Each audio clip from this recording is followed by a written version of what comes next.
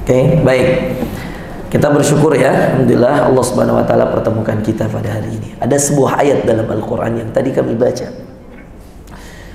Yang kalau kemudian kita tadabburi, ya, kita melihat kisah Allah dalam Al-Qur'an itu selalu berbanding lurus dengan kesolehan hambanya. Kesolehan hamba berbanding lurus dengan ujiannya, dan keburukan seorang hamba berbanding lurus dengan kenikmatannya.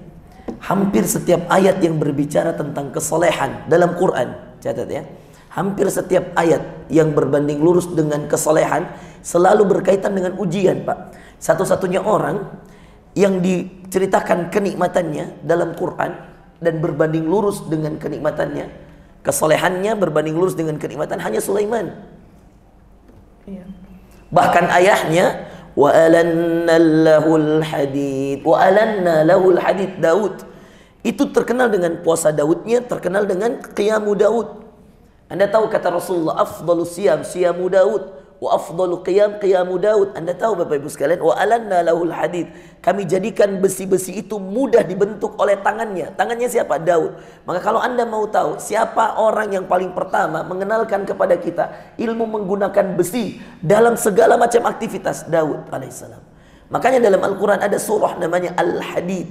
Tahu apa arti Al-Hadid? Besi, Pak. Besi yang Anda lihat biasa dipakai untuk membangun rumah, membangun tower-tower, besi yang jadi multifungsi. Bahkan hampir semua hal yang kita lihat sekarang dibentuk dari besi. Mau awet, mau tahan lama, stainless, besi. Siapa yang mengenalkan ilmunya? Daud. Dan dengan itu Bapak Ibu sekalian, Anda tahu orang di zaman itu yang bisa menggunakan besi, yang bisa menjadikan besi berbagai bentuk, bahkan dengan tangannya. Belum dikenal alat las dulu, Pak. Cuman pakai api, dibentuk sendiri dengan tangan. Yang jago seperti itu Daud namanya. Dan dia kalau mau jadi orang kaya, kaya banget. Kenapa? Karena belum ada yang ngerti ilmunya. Yang ngasih ilmu dia Allah. Maka Allah mengatakan, wa alanna layyin lahul hadid, baginya mudah untuk membentuk al-hadid. Apa al-hadid? Besi. Kalau dia mau kaya raya, dia mau menjadi orang yang sangat hedon, mencari dunia, gampang Bapak Ibu sekalian. Tapi apa yang dilakukan Daud? Terkenal dengan apanya kata Rasulullah? Afdhalus siyam siyamu Daud. Sebaik-baik puasa, puasa Nabi Daud.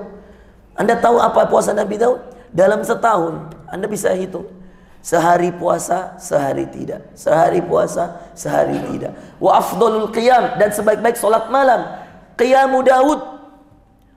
Sebaik-baik solat dulu solatnya malam, qiyamu Daud.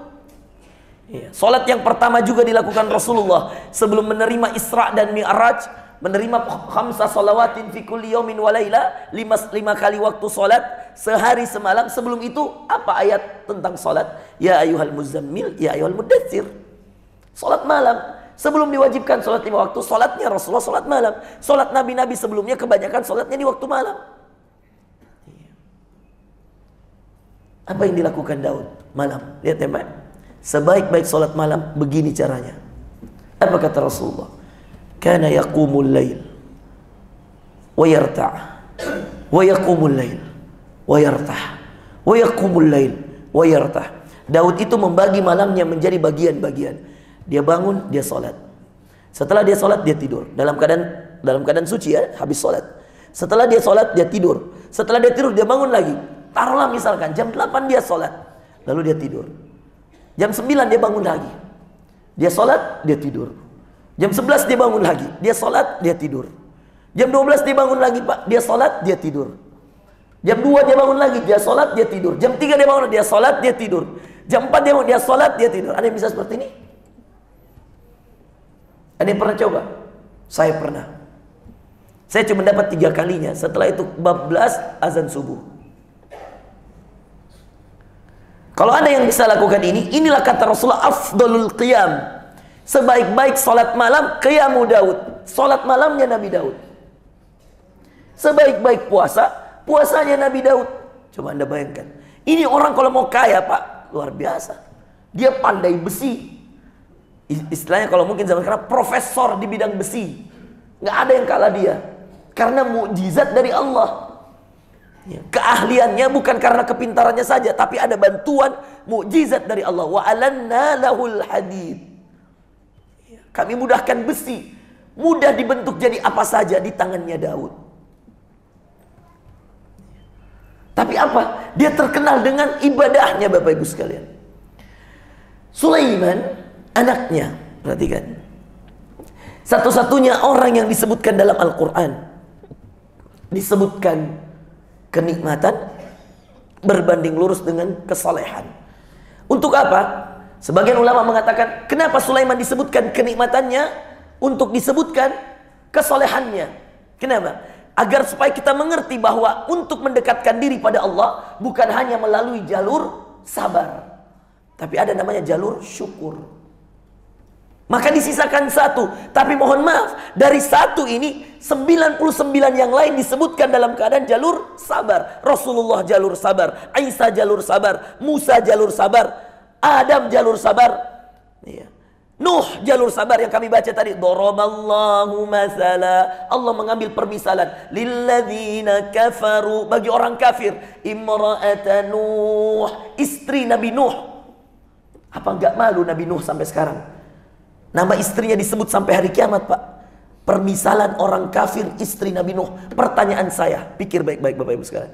Berapa juta orang kafir di muka bumi? Kenapa Allah justru menyebut nama istri dari seorang nabi yang saleh, Rasul pertama, Pak, Nuh? Ayo berpikir. Kalau mau ilmu, Pak, dengar baik-baik ini, Bapak Ibu sekalian. Seorang syekh kami di Sudan, waktu kami majelis ketika kami baru mau pulang ke Indonesia, selesai disertasi S3 kami selesai, sudah boleh pulang, judulnya sudah diterima, kami boleh menulis. Kejadian 2019. Ketika saya mau pulang, dia bilang apa? Hati-hati. Banyak orang nanti, kata syekh, intabih, hati-hati. Sawfa tara aktsarun nas man yahtammu bil akharin yubla bi usratihim. Kata syekh, hati-hati nak. Nanti kalau kamu pulang berdakwah, hati-hati dengan banyaknya orang yang Allah uji terdahulu, memikirkan kebaikan orang lain, dan dia diuji dengan rumah tangganya sendiri.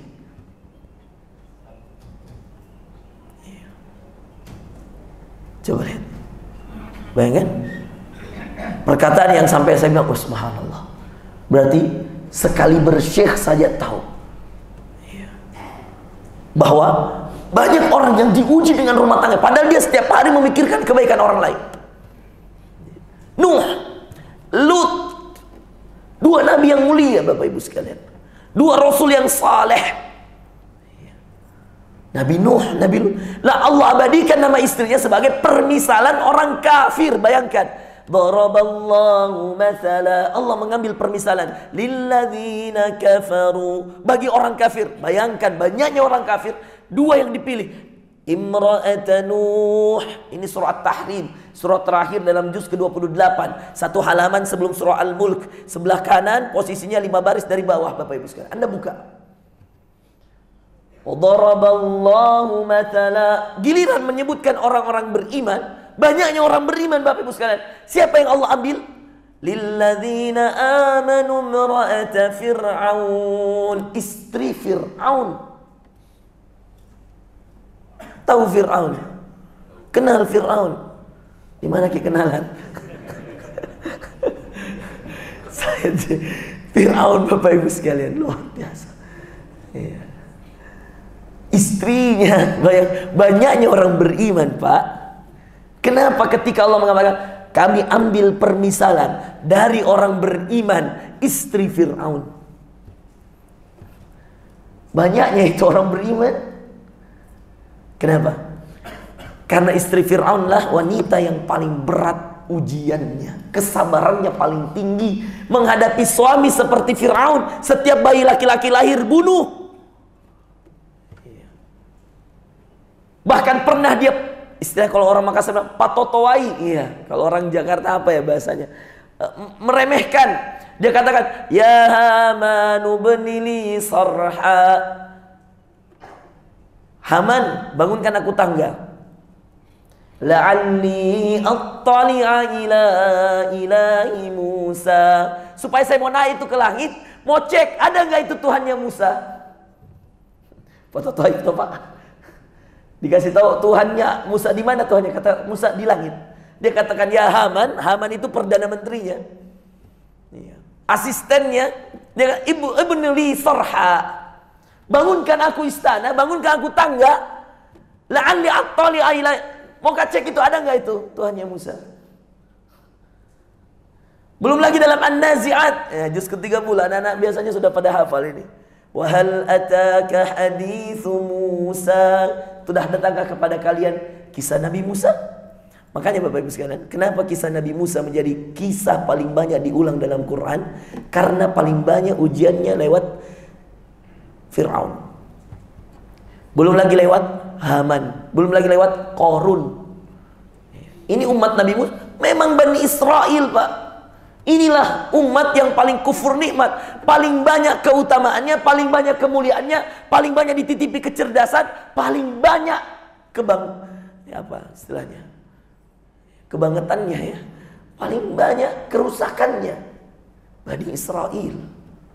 Makanya berapa kali Anda baca Quran sekarang? Sudah juz berapa Pak?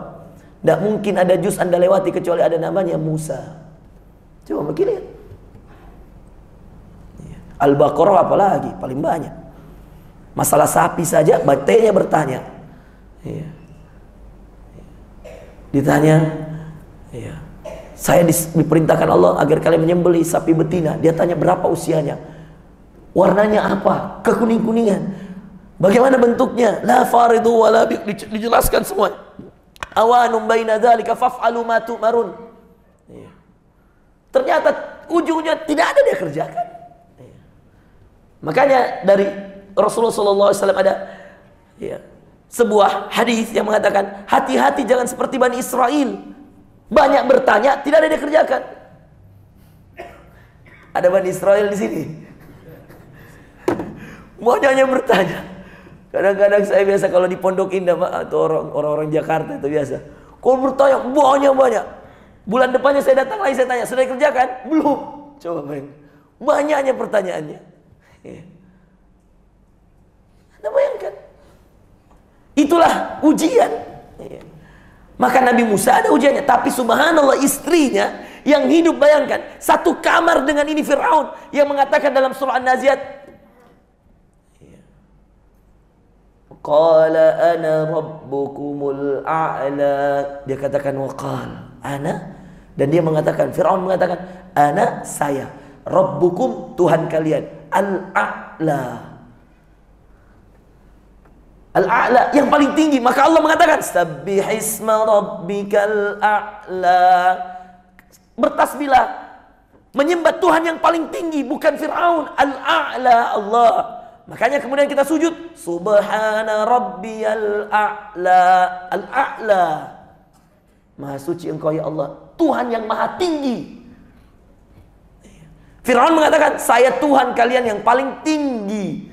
Allah mengatakan, sabbihisma rabbikal a'la. Kita disuruh sujud, lalu Rasul membaca subhana rabbiyal a'la. Bahkan kadang-kadang Rasul membacanya sampai 3 kali, Bapak Ibu sekalian.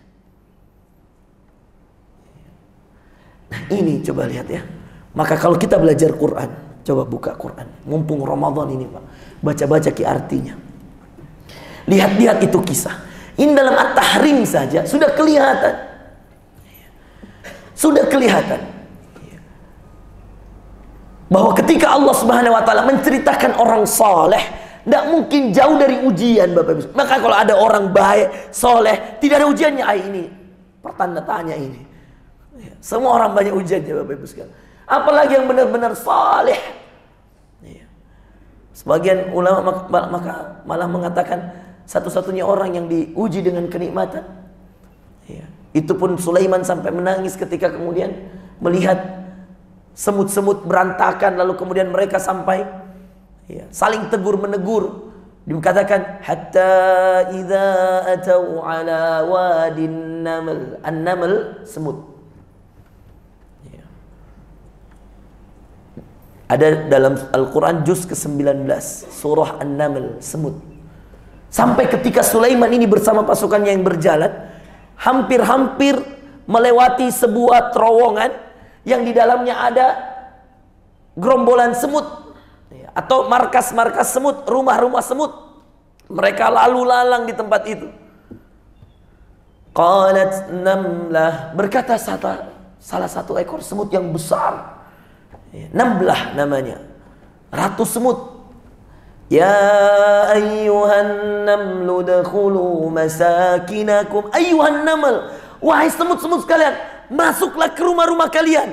Udkhulu masakinakum la yahtimannakum Sulaiman.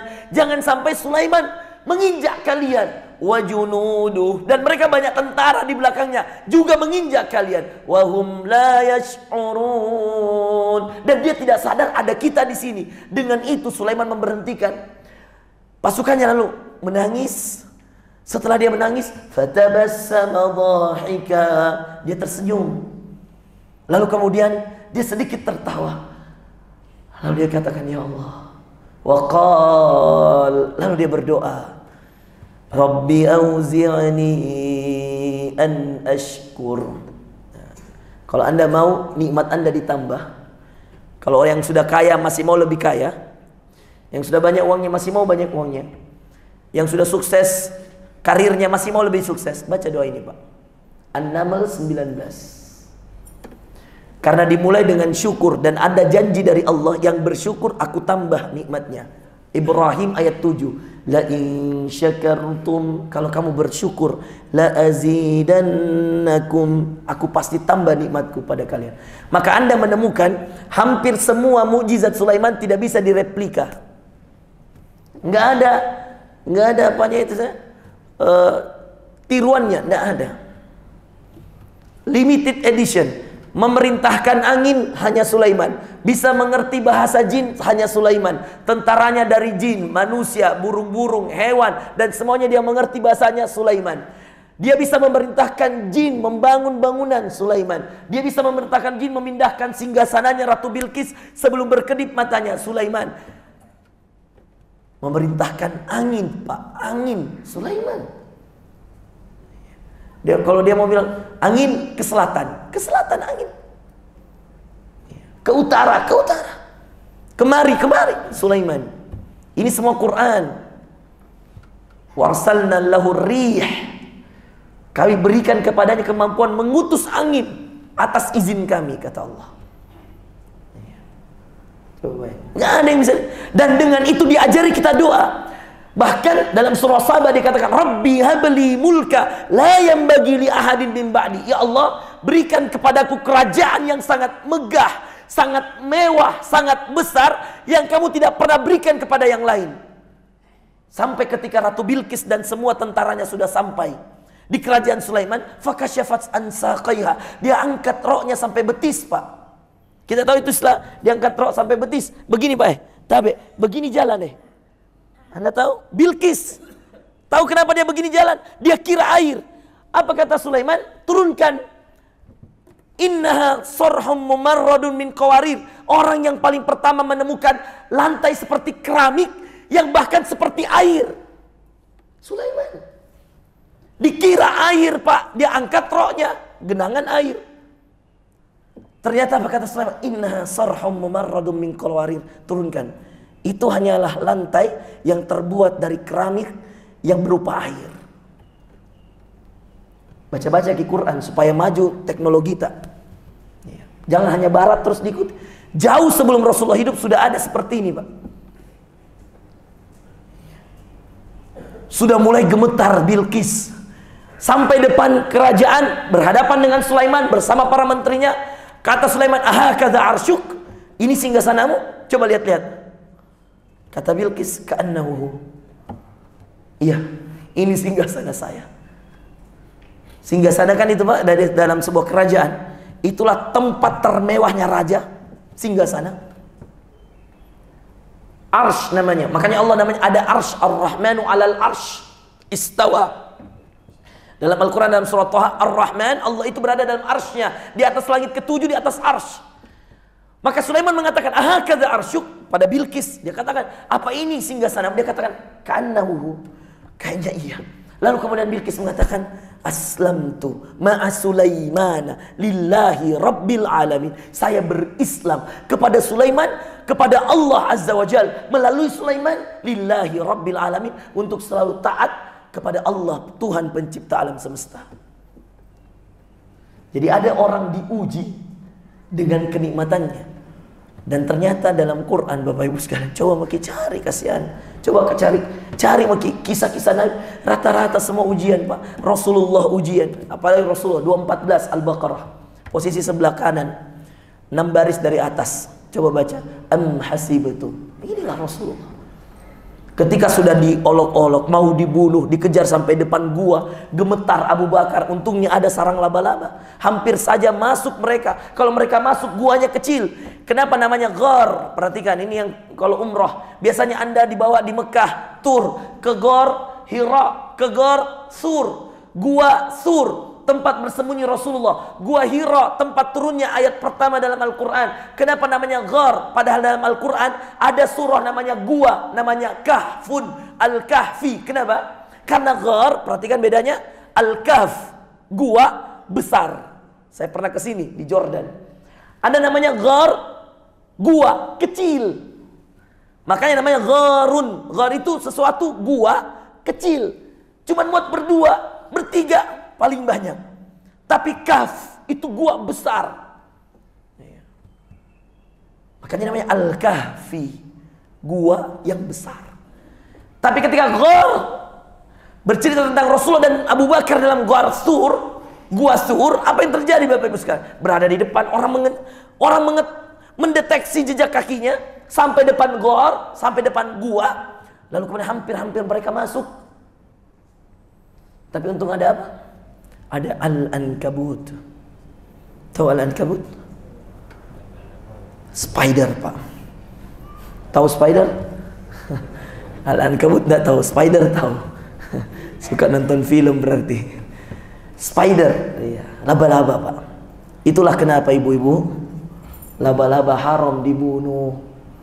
Ini ibu-ibu suka bunuh laba-laba semua. Kayak benci sekali sama laba-laba. Yang sunnah dibunuh, Bu, pukulan pertama, Bu, begini. Kalau mati 100 pahala. Apa coba? Bagus. Kerjaan saya ini di rumah. Tapi kalau saya sudah cari cicak, ada misalnya kejar intai ini cicak, berteriak istri saya, berhenti kina, berhenti ki, jijik Kak. Jadi terpaksa tunggu naik istriku ke kamar di atas, baru saya sama anakku, alamin, ambil sapu nak, ambil sapu. Hobi saya, Pak, bunuh cicak. Lumayan, Pak, 101 kali pukul. Kata Rasulullah dalam hadis Muslim, siapa yang membunuh cicak dengan pukulan pertama, baginya 100 pahala. Sholat saja berjamaah 27 di pahalanya, Pak. Lama-lama ganti profesi kita. Tapi demi Allah, serius. Hadis Muslim. Cicak adalah hewan yang paling disunahkan untuk dibunuh. Pukulan pertama mati 100 pahala. Browsing aja di internet kalau tidak percaya, cari hukum membunuh cicak, sunnah muakkadah. 100 pahalanya, lumayan. Pukulan kedua lebih sedikit. Jadi kalau pukulan kedua baru meninggal, ya kadang-kadang baru mati ya, kadang-kadang 90. Tapi lumayan nih, berjamaah saja cuma 27 pahala. Ini serius, Pak. Dan mohon maaf, hewan yang bisa mengantarkan sihir itu cicak. Jadi kalau di rumah tak banyak cicak, ya cek-cek habis ini. Itu hewan yang bisa mengantarkan sihir. Salah satu hewan yang bisa mengantarkan sihir, cicak, Pak. Ustadz, bagaimana tokek ya? Sejenisnya. Tapi kalau saya tokek, Pak, masih takut-takut Kak bunuh king. Besar. Kadang-kadang pukulan pertama kita ada pukuli. Kita dilompat, lebih jijik lagi kadang-kadang. Ya. Coba bayangkan ya. Allah selamatkan lewat Al-Ankabut. Kenapa? Tunggu dulu. Kalau nanti ada yang bertanya, kenapa tahu cicak Ustaz dizolimi? Ya. Bukan dizolimi, Pak. Ini kisahnya ada sejarahnya. Cicak ini menjadi hewan yang dianjurkan untuk dibunuh karena sejarahnya sammahullahu fuwaisiqan. Kata Rasulullah dalam hadis Bukhari, Allah menamai dia hewan fasik, fuwaisiqan. Kenapa dikatakan hewan fasik? Karena yanfukhu ala Ibrahim. Hadis sahih. Rasulullah SAW menceritakan, dan Rasulullah tidak mungkin berbohong. Kata Rasulullah, yanfukh ala Ibrahim. Dulu waktu Ibrahim dibakar, dia yang meniup-niup api. Lalu mohon maaf, semut, makanya ada surah An-Naml. Semut itu mau memadamkan api. Tiba-tiba cicak-cicak ini yang meniup-niup api, kata Rasulullah SAW, mengejek, meremehkan. Kata mereka, wahai semut, untuk apa kamu bawa batu-batu kecil itu? Semut kan sudah kecil, bawa batu kecil lagi pakai pasir.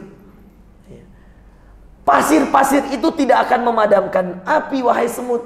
Apa kata semut? Kata An-Naml. An-Naml mengatakan, mereka mengatakan, memang benar, pasir-pasir ini tidak mungkin memadamkan api Ibrahim. Tapi pasir-pasir ini menjadi bukti saya di hadapan Allah bahwa saya berada di pihaknya Ibrahim, bukan di pihaknya raja yang zalim. Maka Allah abadikan surah An-Naml, Allah abadikan surah Al-Ankabut sebagai bukti, Bapak Ibu sekalian. Hewan saja menolong Rasulullah, hewan saja menolong Ibrahim, diabadikan namanya. Apalagi Anda malu sama semut, Pak. Punya kontribusi untuk agama meskipun dia kecil. Malu sama laba-laba meskipun rumahnya gampang hancur. Bahkan ayat satu-satunya menyebutkan nama laba-laba tentang dirinya dalam Quran. Coba buka Al-Ankabut, satu-satunya ayat, Pak, menyebutkan tentang laba-laba. Apa? Tentang inna awhanal buyuti. Apa kata Allah? Wa inna awhanal buyut labaitul ankabut. Sungguh rumah yang paling mudah hancur, rumah laba-laba. Tahu, Pak, kenapa dibilang nih rumah paling mudah hancur? Anda tiup saja, hancur itu rumahnya laba-laba. Kalau ibu-ibu tidak nak tiup, Pak, ambil kain sapu, kasih begini, nah kejar itu laba-laba. Kalau hancur lagi sarangnya satu, dia bikin lagi sarang di sana, dikejar lagi. Malu sama Rasulullah, Bu. Ini hewan yang tolong Rasulullah. Biarkan itu sarang laba-laba. Tidak hancur di rumah tak kalau ada sarang laba-laba. Uniknya, dia pelihara cicak, dia hancurkan rumah laba-laba. Banyak yang kayak begitu? Mengaku mungkin banyak nggak? Masih ada. Banyak bahkan. Kenapa Bapak Ibu sekalian Allah bercerita tentang rumah laba-laba? Kenapa? Kenapa cerita tentang rumah laba-laba dan rumahnya yang paling mudah hancur? Apa? Permisalannya dua. Permisalan yang pertama, bahwa orang-orang kafir, apapun yang dia punya, apapun yang dia sembah, apapun yang dia lakukan, kalau dia tidak beriman pada Allah, maka dia diibaratkan seperti rumahnya laba-laba, akan mudah hancur. Keimanan mereka akan mudah hancur, keyakinan mereka akan mudah hancur, ibadah mereka akan hilang. Itu rumah laba-laba. Yang kedua, permisalan kedua, Allah seakan ingin mengejek orang-orang yang sombong. Seakan-akan kita ingin diberitahu bahwa tidak perlu jutaan orang untuk menyelamatkan Rasulullah.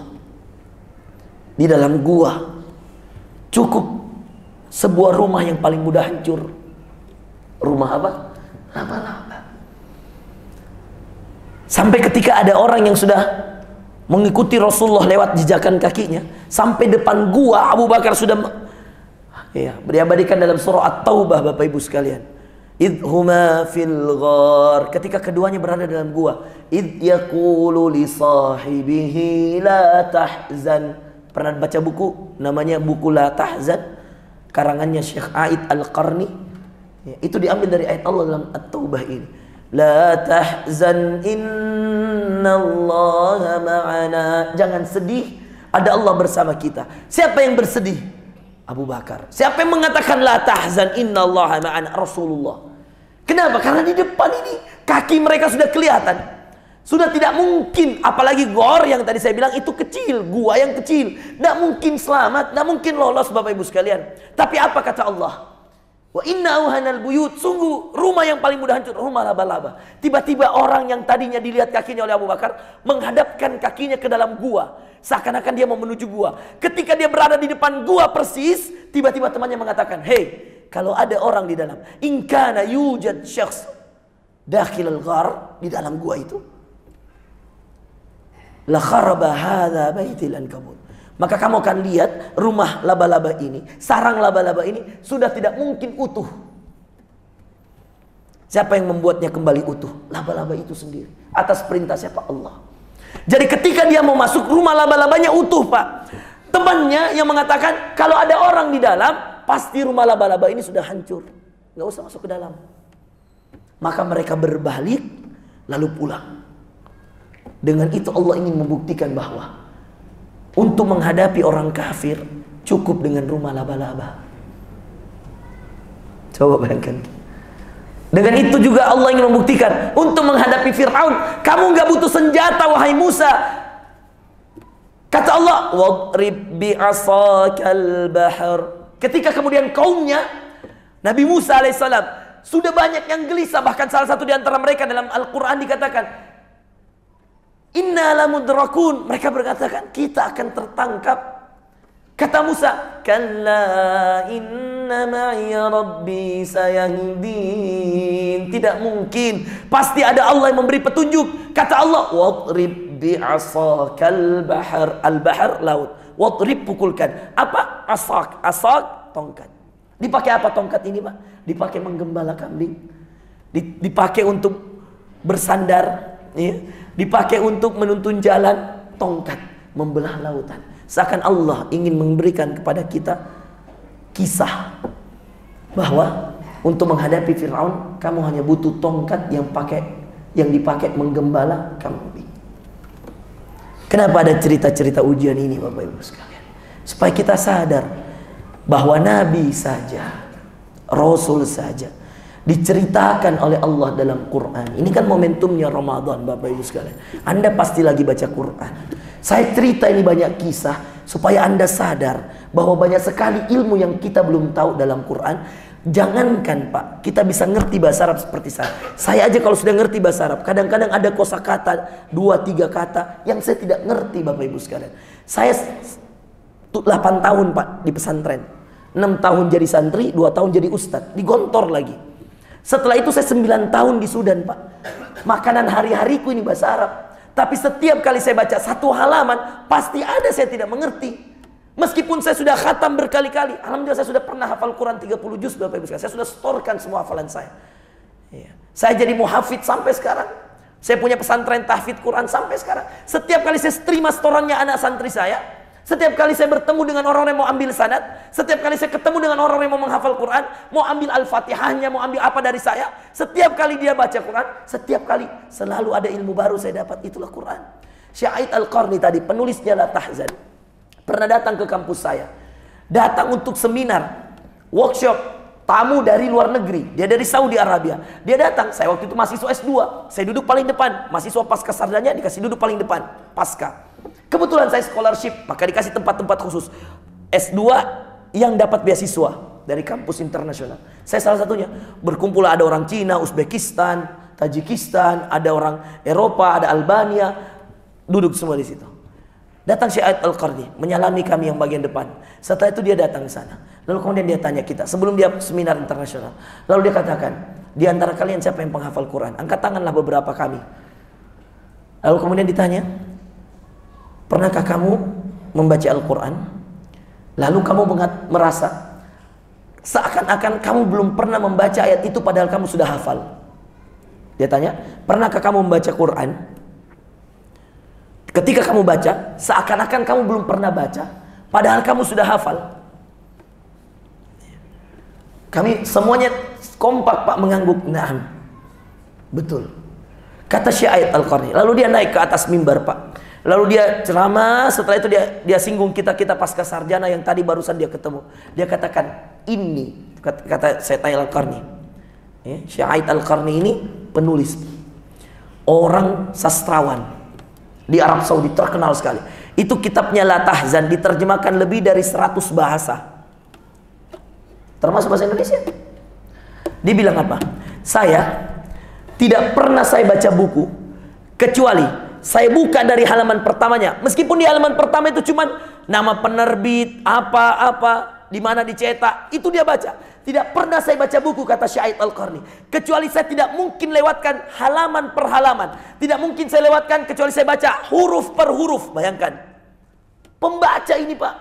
Makanya karena rajin baca, jago nulis.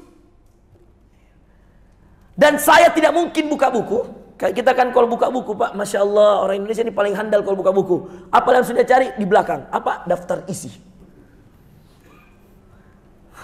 Betul atau tidak Pak? Setelah daftar isi dicari Pak, dia cari lagi judul yang paling dia suka. Itu dia buka. Setelah dia buka itu, dia baca sebentar, dia taruh di rak buku, tidak pernah lagi dia buka. Pintar memang orang Indonesia. Subhanallah. Syahid Al-Qarni mengatakan, tidaklah saya buka buku kecuali saya baca dari satu huruf pertama sampai huruf terakhirnya. Dan subhanallah dia bilang, tidak pernah saya khatamkan satu buku kecuali saya tidak mau lagi baca itu buku karena saya sudah mengerti. Paham saya? Misalnya saya punya buku nih Pak, saya penulis buku. Namanya Renungan Hati Seorang Dai. Kemudian ada orang yang baca buku saya. Setelah itu dia baca dari awal sampai akhir sungguh-sungguh, terus dia taruh itu buku, dia tidak mau baca lagi. Syahid Al-Qarni begitu caranya dia belajar. Dia kalau buka buku tidak ada satu huruf mau dia lewatkan. Tapi setelah selesai satu buku itu dia tidak mau lagi buka. Kenapa? Apa dia bilang? Saya sudah tahu isinya. Lalu dia terdiam Pak. Kita juga terdiam. Kemudian mengatakan illah wahidah. Kecuali satu buku yang meski saya sudah ulang-ulang, meski saya sudah hafal dari kecil, meski saya sudah mengerti isinya, saya sudah pelajari tafsirnya, setiap kali saya baca halaman-halaman, selalu saja ada ilmu baru yang saya temukan. Setiap kali saya baca, kayaknya saya tidak pernah baca sebelumnya, padahal saya sudah hafal dari kecil. Apa itu Pak? Quran. Maka saya sarankan Bapak Ibu sekalian, supaya kita menjadi hamba Allah yang bersabar mudah, bersyukur mudah, diuji enak-enak saja, diberi nikmat tidak sombong, diberikan ujian seperti Nabi Nuh mampu melewati, diberikan ujian seperti Nabi Lut mampu melewati, diberikan ujian seperti Asia istri Fir'aun mampu melewati, diberikan ujian seperti Maryam wa Maryam binata Imran yang dituduh kaumnya sebagai wanita penzina karena memiliki anak tanpa seorang suami, mampu melewati. Apa Bapak Ibu sekalian? Kembali kepada Allah. Dan kembali pada Allah di umat Rasulullah hanya satu kata Rasulullah, Alif Lam Mim, dzalikal kitab. Itulah Alkitab, Al-Quran. La raiba fi, tidak ada keraguan dalamnya. Huda, petunjuk. Hudal lil muttaqin, petunjuk bagi orang bertakwa. Saya sarankan Bapak Ibu sekalian, niat dari sekarang. Mau jadi apa saja Anda silahkan. Ada yang dosen, ada yang apa, ada. Semua kuncinya sekarang ada pada dzalikal kitabu la raiba fi. Mumpung Pak Ramadan, saya ingatkan dengan kisah-kisah yang saya sudah sebutkan tadi, hanya untuk satu, kembali pada Quran. Back to Quran. Saya minta Pak, jangan hanya di bulan Ramadan. Dan saya minta, usahakan jangan sampai Ramadan ini lewat dan Anda belum mengkhatamkan Quran. Kalau ada orang Ramadan saja dia tidak bisa khatam, percaya sama saya, sulit 5 kali lipat kalau dia di luar Ramadan mau khatamkan Quran. Percaya sama saya. Makanya disinilah kesempatan panen Quran. Syafi'i, Imam Syafi'i, Muhammad bin Idris nama aslinya. Imam Syafi'i itu nama aslinya Muhammad, nama bapaknya Idris terakhir ya. Itu menghatamkan Quran 60 kali Pak satu hari, 60 kali satu bulan, berarti per hari 2 kali. Satu kali dari waktu pagi sahur sampai berbuka khatam 1 kali. Setelah berbuka sampai sahur lagi khatam lagi 1 kali. Selama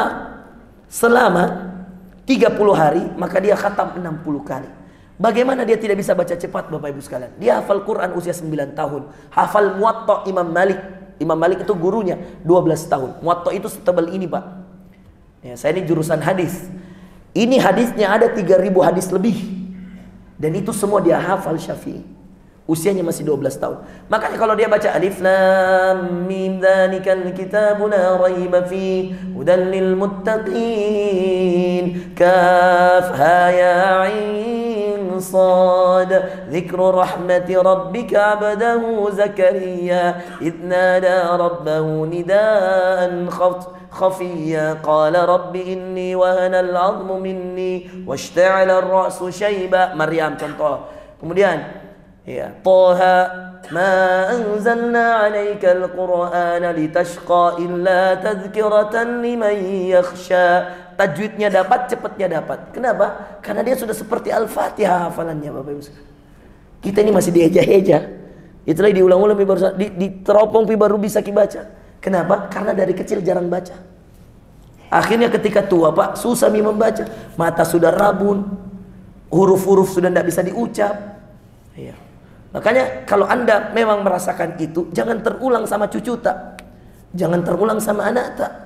Persiapkan mereka dari sejak dini. Boleh mereka jadi dosen, ahli mesin, ahli kedokteran, ahli arsitek, boleh, Pak. Tapi usahakan pendidikan dasarnya, menengahnya, ya, sampai pendidikan tingginya, ya, sebelum dia masuk ke jajaran perkuliahan, ke lintas yang lebih tinggi, ke tempat yang lebih tinggi bernama kuliah, usahakan mereka sudah hafal Qur'annya. Banyak kawan saya, Pak, penghafal Qur'an, sekarang jadi pilot. Ada kawan saya dulu, Masya Allah, ya, di pesantren, sekarang kita tahu apa, arsitek, alumni ITB, padahal dulu dari pesantren, Pak.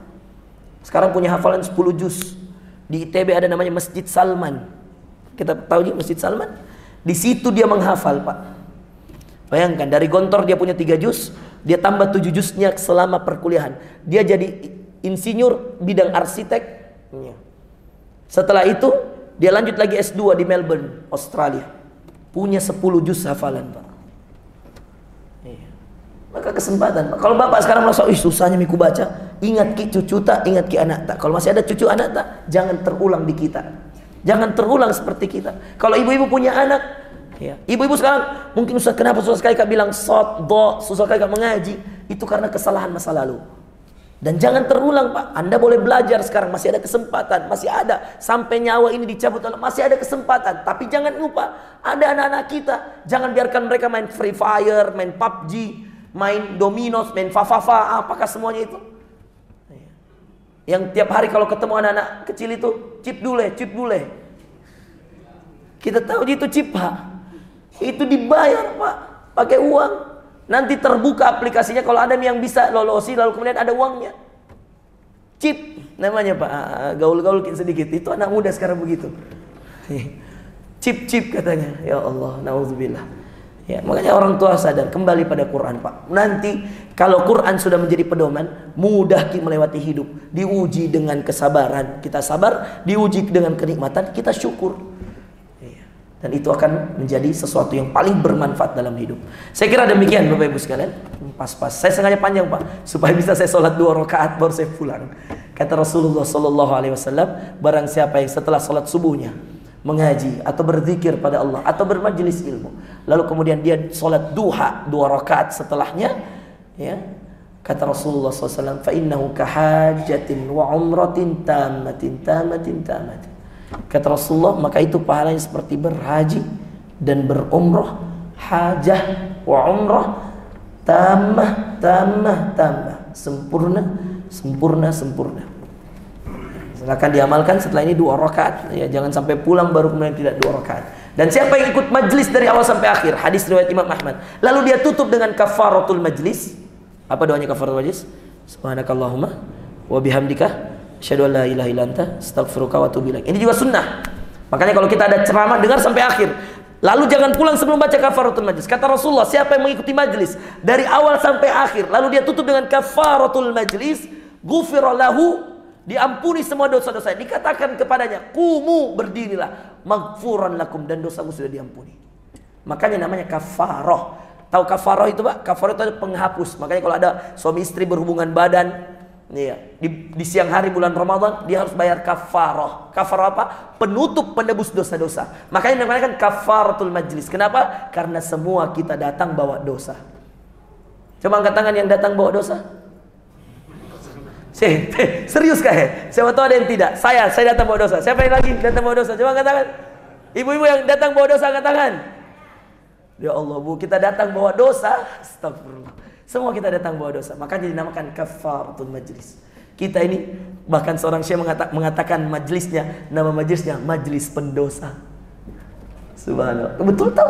Karena kata Rasulullah SAW, kullu bani Adam khata'. Setiap anak cucu Adam pasti punya dosa. Makanya kalau kita majlis, Pak, di antara kelebihannya bukan hanya ilmu didapat, tetapi di antara kelebihannya kalau kita ikut sampai akhir dan baca kafaratul majlis, diampuni dosa-dosa. Nah, karena itulah banyak sahabat yang mau majelis ilmu bersama Rasulullah. Kita tutup ya, semua baca ya, supaya semuanya setelah ini diampuni dosa. Dikatakan oleh malaikat, berdirilah dan dosamu sudah diampuni oleh Allah. Kita tutup dengan baca kafaratul majlis. Subhanakallahumma wa bihamdika asyhadu an la ilaha illa anta astaghfiruka wa atubu ilaik. Wassalamualaikum warahmatullahi wabarakatuh. Langsung salat. Allah.